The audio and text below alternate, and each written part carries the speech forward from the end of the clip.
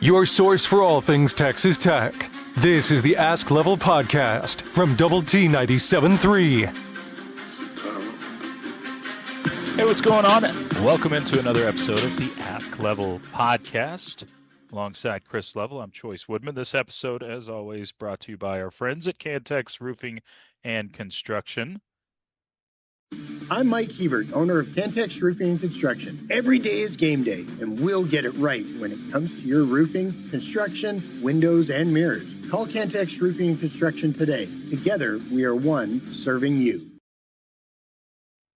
Level, is that a tan I see? Did you get some sun out in Florida, or?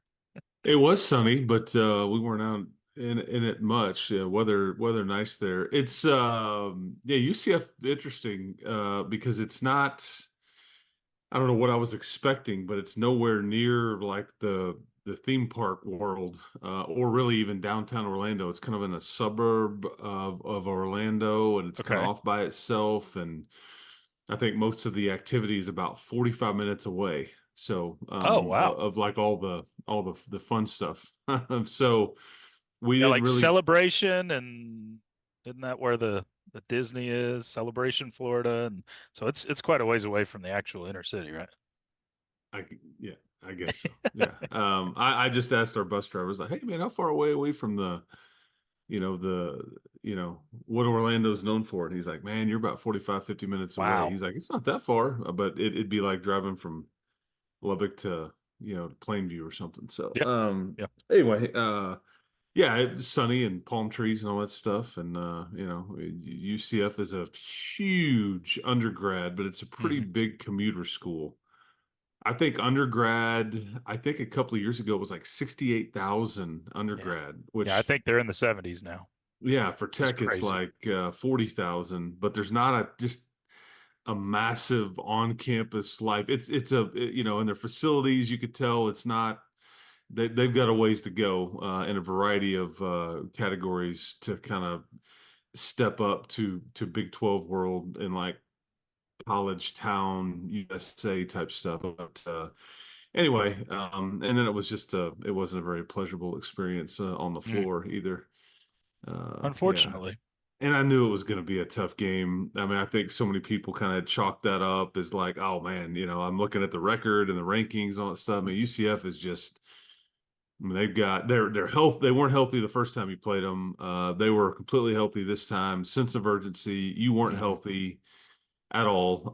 And you just, it's a tough matchup as it is. Like most of these are in the Big 12 because when you're missing some of your size or ability to score or shot making, it's just hard to compete against a team like that anyways. And then when you factor in that they lost 4 in a row and they were tired of it, they had not checked out. And they've got a coach fighting for his job and Johnny Dawkins and all that stuff. That equals a 14-point loss that probably was worse than the score indicated, if not for a couple of Emily Alaho 3-point shots near the end to kind of make it look a little bit more palatable. But that doesn't matter. You lost. Your net ranking drops, I don't know, about 14, 15 spots after the loss. Yeah, it does. So Yeah, Level, it seemed like to me from far,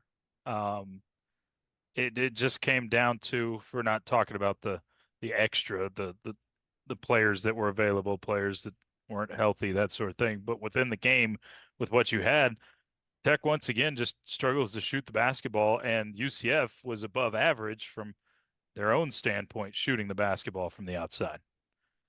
well, like a lot of teams, they shoot it much better at home. What it ultimately came down to, though, was that you couldn't. You were having a hard time on offense against they switched defenses up on you a bunch. They look like a NBA G League team. I mean, it's amazing the store that they were shopping at to put this team together from the looks of it. I mean, just at one point I think they had 7 foot, 6'11" and 6'8" on the floor. And you've got these smaller guards trying to penetrate the lane, and there's just not a lot of room to I mean, passing lanes are clogged up. You maybe feel like you reverse the defense or move the defense by reversing the ball, and you feel like you got an open shot, and then that just longer arm or bigger player, it doesn't take long for them to rotate over, and then it's like, okay, all that space is closed up just like that. But what it came down to was, yeah, you were going to have to hit some threes, and you do make 8 in this game, but a couple of those were late in the game when the game had long since been decided. Sure. But you couldn't keep them out of the paint, and then you couldn't get into the paint or really good when you get there or got there, and that's kind of what summed it up. I mean, points in the paint, 32-12. It was just. And here's the thing. We know how much you miss Warren. He starts the game. He plays 12 minutes. He's still working his way back. He just wasn't able to give you much at all. Didn't score, had a couple of rebounds, turned it over 3 times. And you needed him, like you did the first game, to like be Warren and what you've had. And then you take away a piece like Chance McMillan, who didn't play, and you needed Pop and Joe to have a really, really good game, and those guys combined for, I think, like what let me make sure here. 11 points total. They were 4 of 19 from the field, 1 of 14 from 3. I mean, and you needed your guards got outplayed by their guards. Sellers and Darius Johnson and Jalen Sellers, they went for 31 points combined. And that was kind of the difference. Yeah, it wasn't what a pretty day, and to specify, down to 39 in the net rankings from 27, so 12 spot Okay, drop. so 12 spots. Yeah. Well, still 12 spots is a big Yeah. drop with one game, and honestly, that one's probably the toughest one to lose of your remaining. Well, no, there's obviously 2 more. Toughest one not at Yeah. home. So you got a couple more, 4 more opportunities here. We haven't talked about the TCU game, which you Yeah. found a way Yep, you to did. win that one. Which is, Unbelievable win there when I wasn't sure that you could get it done. yeah, And you had some of the same problems. You just couldn't stop TCU when they got going downhill.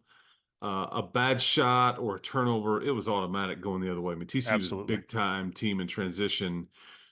And luckily, your defense stepped up big at the end, and they went on a stretch where they missed 7 or 8 shots in a row, and that's what allowed you to kind of catch up. And then the free throw line was really, really good to you.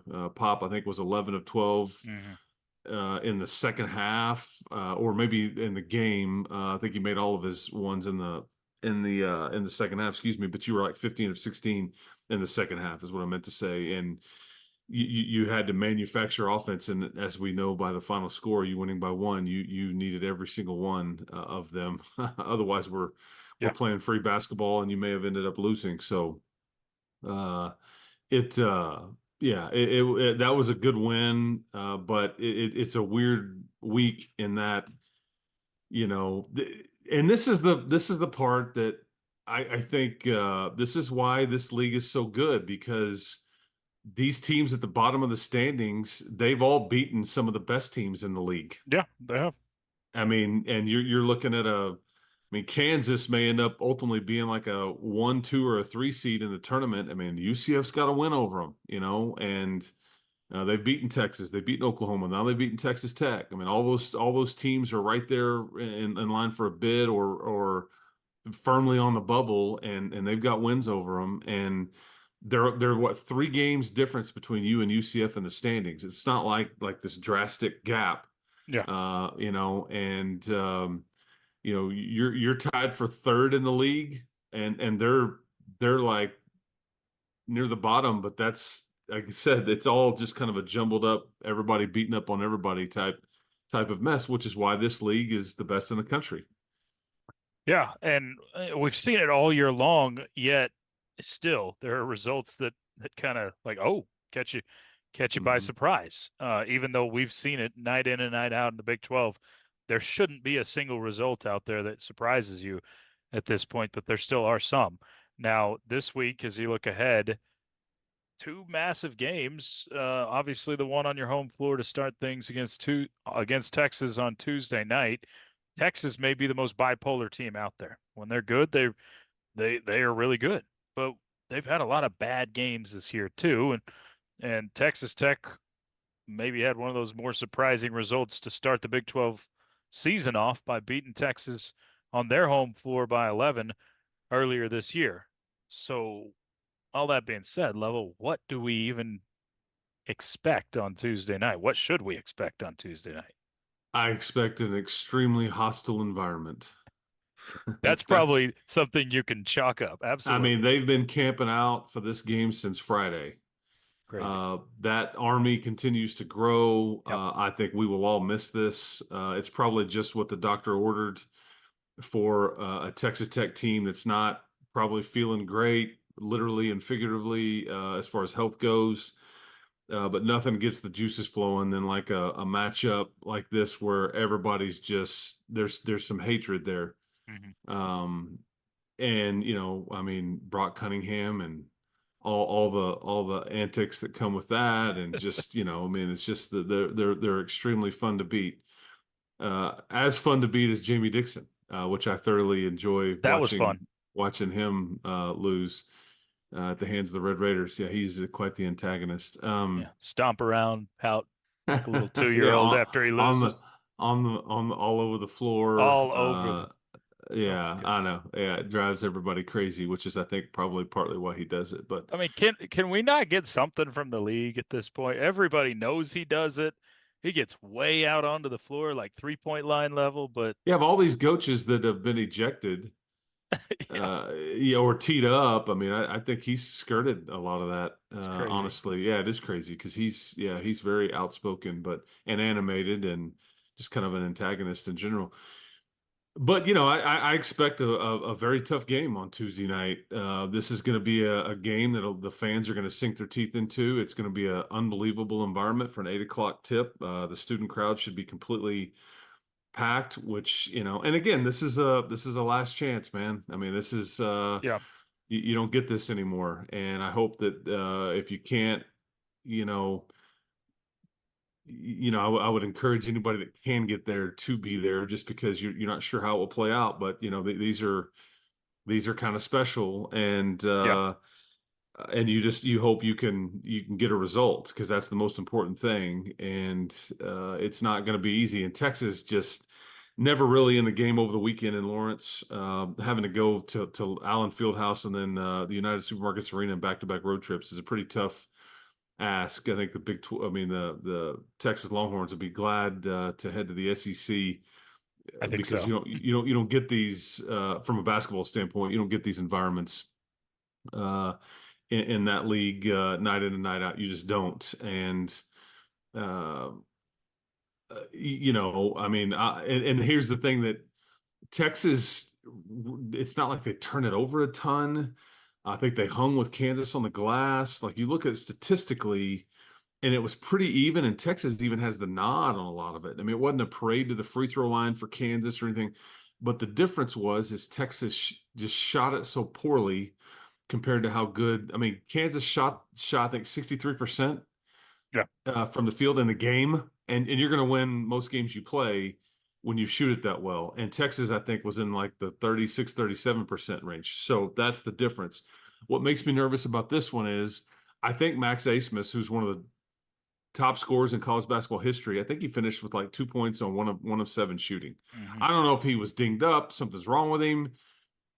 It makes me nervous because, I mean, typically really, really good players like that don't have Yes, back-to-back, you know. it's rare. So my antenna will be up there big time. And Dylan Dessou's been playing really good lately. Trey Mitchell, but yeah, they are kind of, you know, they'd been better on the road than they had at home. Then they started turning on at home, and now they're not very good on the road. So you're right. I Yeah, don't know.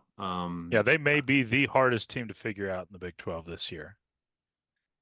And you So have to be prepared, though, sure, for them to play really well a and to good bounce version. Yeah. back. And you need to bounce back. I don't know who will be available for you. That's Mm-hmm. also part of the equation here.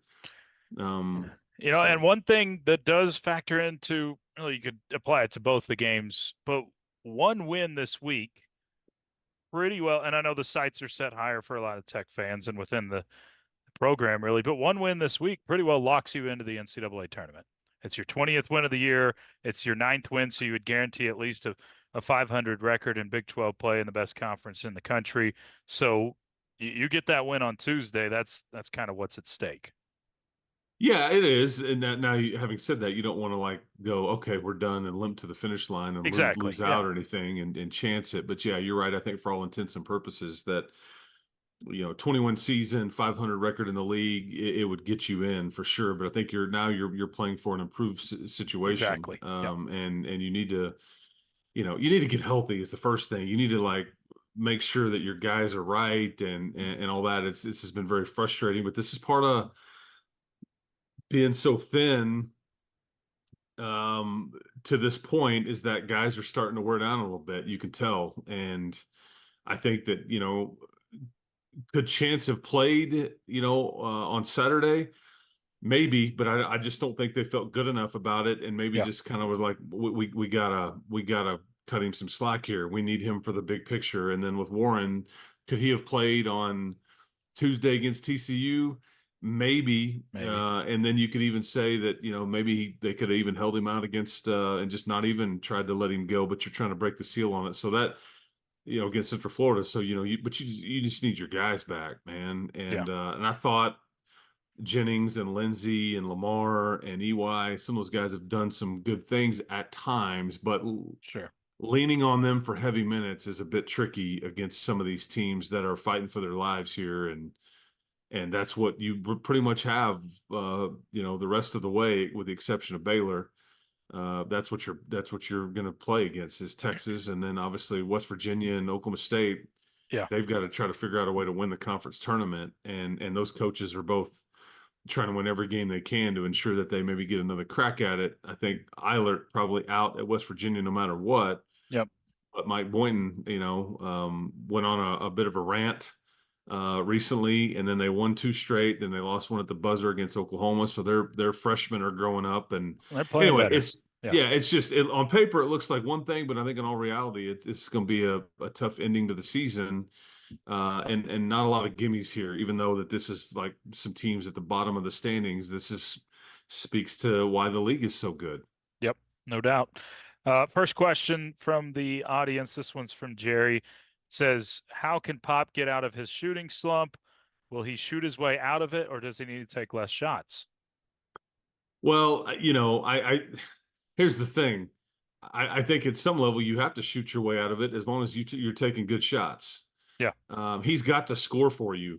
He scored 19 points the other night against TCU, largely driving to the lane and getting to the free throw line, and didn't make one 3-point shot in that game. I think that's the maturity of Pop Isaacs. He's a scorer. He's not a shooter. He's a scorer. He will continue to figure things out. But we saw stretches like this in November and even well into December, and then he kind of turned it on, and then he's just like a scoring machine where he really was scoring in a variety of different ways. And yeah, for Texas Tech to be at their peak, he's got to be a part of it from a scoring standpoint. You really have no other choice. I mean, like D5, Darian Williams, and like Kerwin, they can only give you so much. But like Joe and Pop, they had to come along for the ride against a team like UCF with no Chance McMillan and no Warren to kind of supplement your scoring at all. I mean, Pop, that's just what he has to give his team. And so if it means being more of a volume shooter, if they're good shots, I'm totally okay with it. And I think Grant is too. Now, I think that Grant, sometimes gets frustrated at, on when these shots are taken or how. But I mean, the overall premise is that he's got to score and he's got to continue to put the ball up because in some ways, when it's not going well, him penetrating or him just getting the ball up and getting it on the rim and letting you try to go get it with a second chance opportunity is some of your best offense. True. Okay, Level, let's shift over to another topic. College Football Playoff Committee, I believe, this week said, or it was discussing the possibility of a 14-team playoff starting in 2026. So Right now, the contract that they're under for 2024 and 2025 will have a 12-team playoff, and now there's conversation of a 14-team playoff in 2026. What do you make of this? Well, they were going to tweak the format here because no Pac-12, so something had to be decided. I think when they agreed to the 12 team, because here's the thing, it's really bothers me that you haven't even had a 12 team playoff and we're already tweaking it. You're already adjusting it, and we don't even know what we didn't even know about the 12 team playoff. What are some things that we haven't thought about? Like, I mean, and so, but the reason that some of this is getting pressed and pushed hard right now from a timing standpoint, there's a couple of reasons.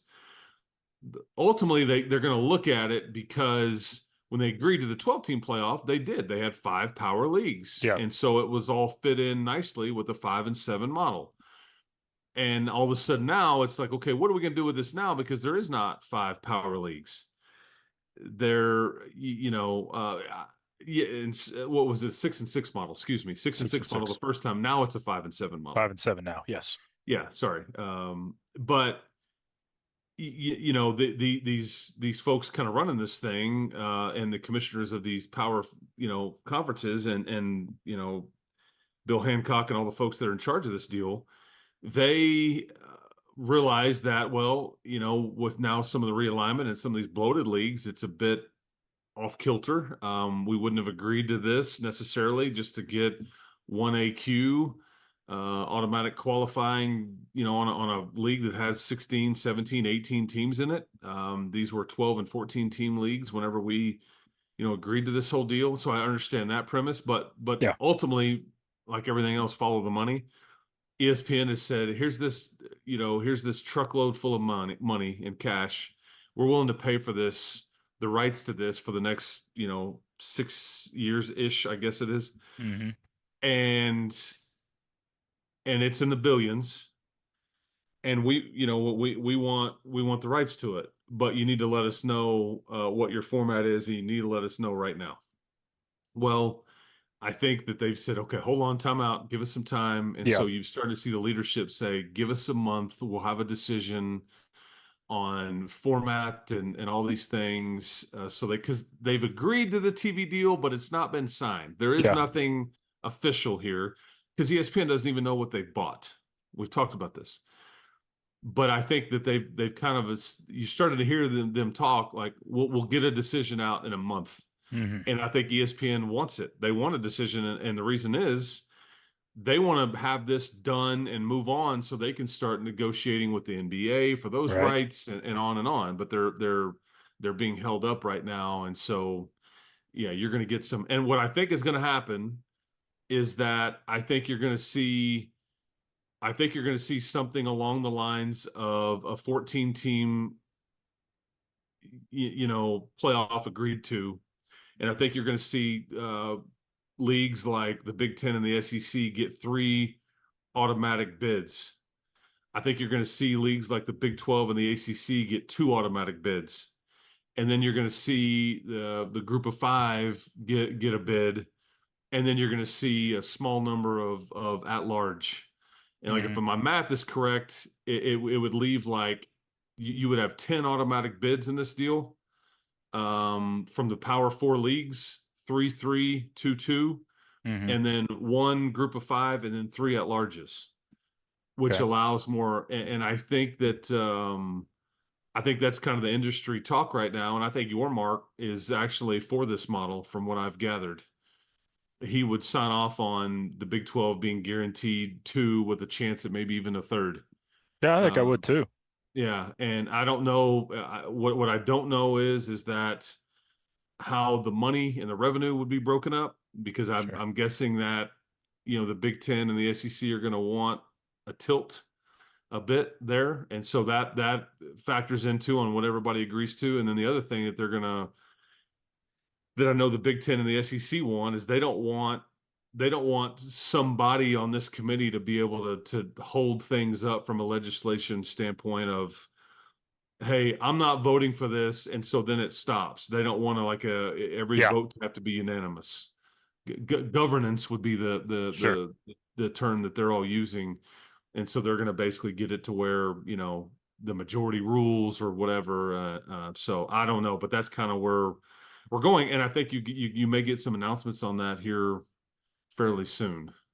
Yeah, this, this is kind of a little bit off topic, but something I think that's going to be a really interesting thing to watch, and I don't know if I'm alone on this or not, but is do we see the top teams get jealous, and not necessarily the teams or the coaches get jealous, but the administrations of said schools get jealous once we see this 12-team playoff that moves into a 14-team playoff, where yeah, the bye is really sexy, but look at teams ranked number 5, 6, 7, and 8 getting to host games on campus, the most meaningful games they've probably ever hosted at their on their campus sites.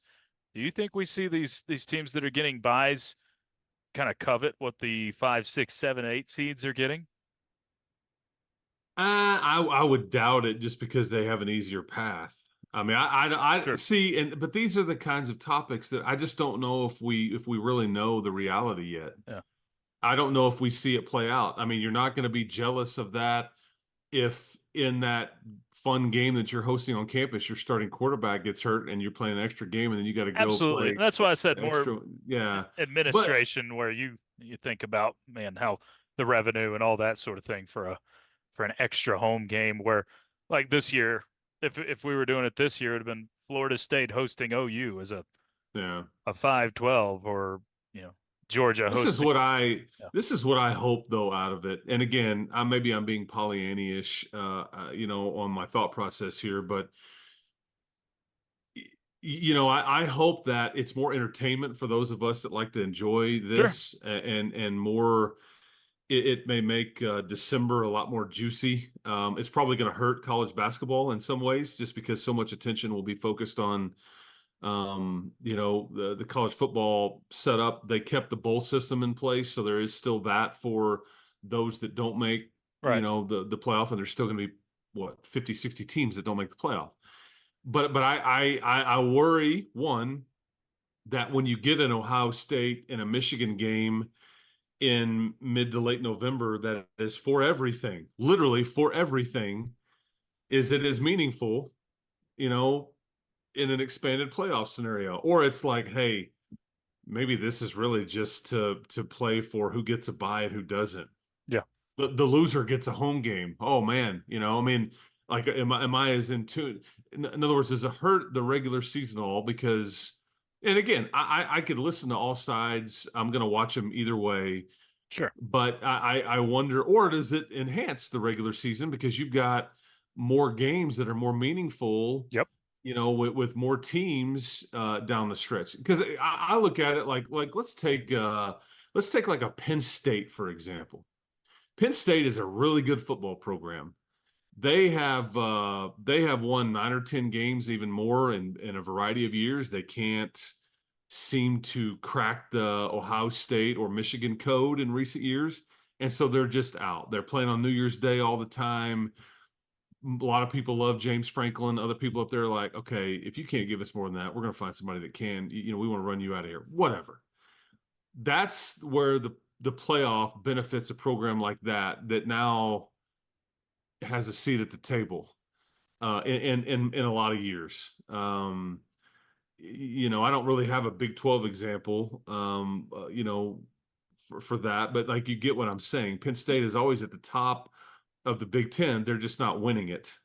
You Yeah. And know, I think your example, though. Oklahoma State would actually be a great example in the Big 12. Win 9 or 10 games more every year, and you can't Yep. you can't beat OU in a lot of those, and you don't win the conference, so all is lost. Well, maybe in some years, not so much.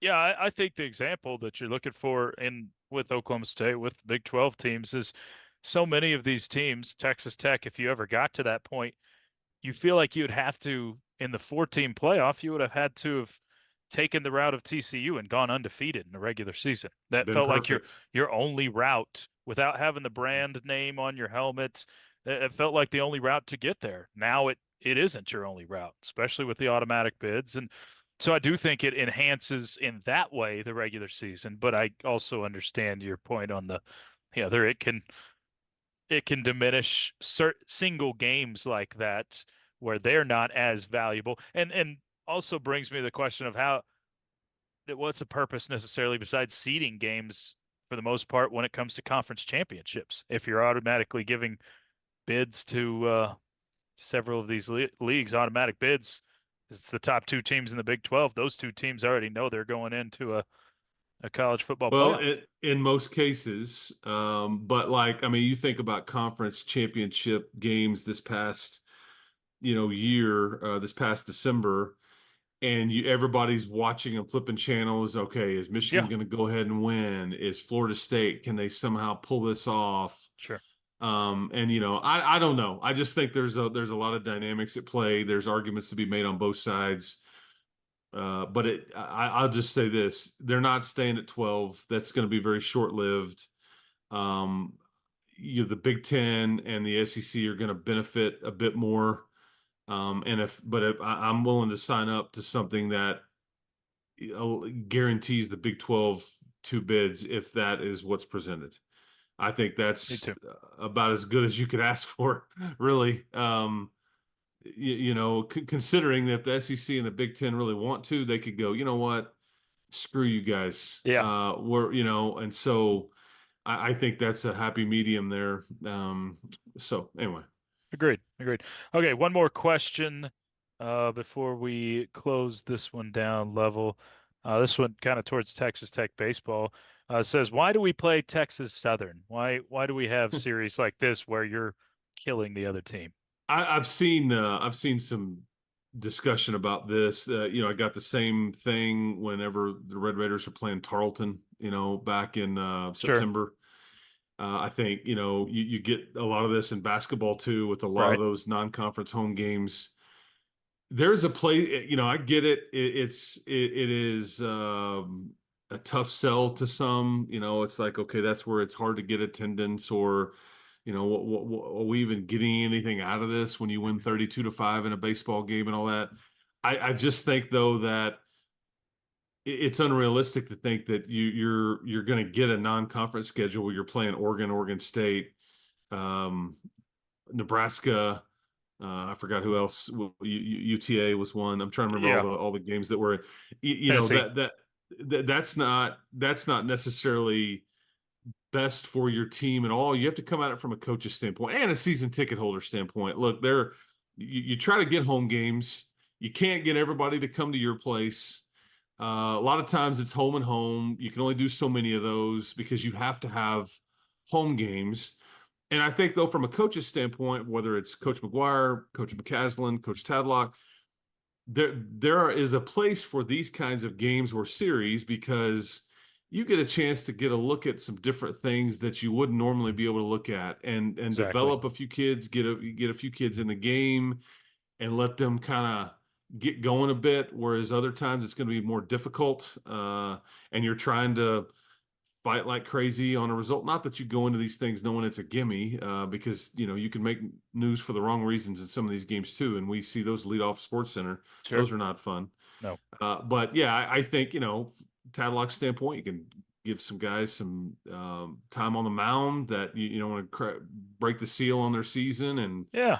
I mean, it serves its purpose, but I've seen some criticism there for it, and honestly, the criticism comes because of how bad Texas Tech has beaten these teams. So it's like Texas Tech is creating their own criticism by how Sure. much had they won 8-1 on Friday night, maybe Yeah. nobody's asking these questions. But when you win 32-5, it's like, folks, what are we doing? Yeah. What's the point? I mean, like, we're not getting anything out of this. Whereas you weren't winning 32-5 last weekend. But you're No. not getting Tennessee's and Oregon States and the Nebraskas to do home and home necessarily. You do need some home dates for your season ticket holders, and coaches want them for development too. No, I think you're exactly right on all of that. The development, maybe as much in baseball as anything, you got to figure out what you got because you play so many freshmen. But yeah, I think that's exactly why you see that. Plus, this year is even different than previous years because you've added 2 more baseball series in the Big 12. So your RPI isn't impacted near as much by playing over and over against these lesser teams because you're going to play 10 Big 12 series instead of 8. So your RPIs are automatically going to be helped out that way for baseball. But yeah, you can't play Tennessee every single go round. And Tech has hosted some good series. You had Oh Oregon yeah. here a few years ago. Iowa's been here. Oh, Indiana. Gonzaga, I Yeah, mean Michigan. Yeah, I mean that's not what I'm saying. They've absolutely tested themselves a lot, but you just don't want to get into where everything is a home and home and yeah, all that. You need some guaranteed series so you can kind of cater to your season ticket holders, so you can play in front of your fans when exactly. the Yeah, demand is certainly there with season tickets being sold out. Same thing with football. yeah, It's no different, and basketball too. I mean, it's like yeah, you're going to have these 8 to 10 guarantee games, and then even next year, like to your baseball example, you're going to bloat your conference series or conference games from 18 to 20, exactly. and Yeah, so that affects your non-conference. So those games will be even more important in some ways next year yeah, than they are now. yeah. I think you're spot on. The one thing I would like is just in general seeing more in basketball. I would love to just see more home and homes. Just once or twice a year. But And yeah, you know what? What you're seeing is that the baseball industry is starting to creep up on yeah. this MTE. It's a cottage industry, Oh, it is. and ESPN runs that version of the college basketball one, and it's so you can go to these neutral sites and you can get a bunch of good games and Yep. not have to leave, and and it's a cottage industry, and we can bring you to a hotel and casino and a Yeah. tropical destination or an NBA arena. I mean, and on it goes, and you can get people to agree to it, and it's like, I'm not going to Lubbock. I Exactly. mean, screw that, Yeah. and then you get maybe Tech going, I'm not going to Rupp Arena, like, Yeah. or I don't know, insert, whatever you want Sure. to. Sure. That's what was so fun about the Big 12 SEC Challenge. It was like built in, like there It's was no forced. Yeah. negotiating. Yeah, and now you just have the Big East, which I think is going to go away too Are we at some gonna get point. a Are we gonna get a Big 12? I guess Big 10 challenge set up. I know there was talks of it, but Well, that was talk, but that was prior to realignment and everything. And now I okay. don't know if it makes as much sense. It's also this is also why you're basically saying we're going to go from 18 to 20. So in lieu of an 18 game conference schedule with a Big East game and an SEC game guaranteed, we'll just play 2 more conference games. So you've kind of Yeah. semi-neutralized it a True. bit by that, and it's going to cut down on the MTE events too, which stands for multi-team event, Yep. because it's whereas a lot of teams do a neutral site or do a couple of these MTEs. Now maybe you just do one, and then maybe you get back to a few more home and homes like the Red Raiders are going to do with Texas A&M. Yep. Level. Appreciate the time as usual. Good stuff today. Thank you to the folks at Cantex Roofing for being a part of this one. Certainly appreciate them sponsoring these podcasts. Enjoyment, or let's see, Woodman. I enjoyed the time. Sorry, All it was a good. late night in Orlando. Yeah, you got back late. Yeah, I've got UT on the mind. I'm just kind of rattling off there, but no, enjoyed the time with you. Good questions as always, and we will talk to you next week. Big week of hoops and more baseball going, and spring football right around the corner. Absolutely. This has been the Ask Level podcast, brought to you by Double T 97.3. You've been listening to the Ask Level podcast, powered by Double T 97.3.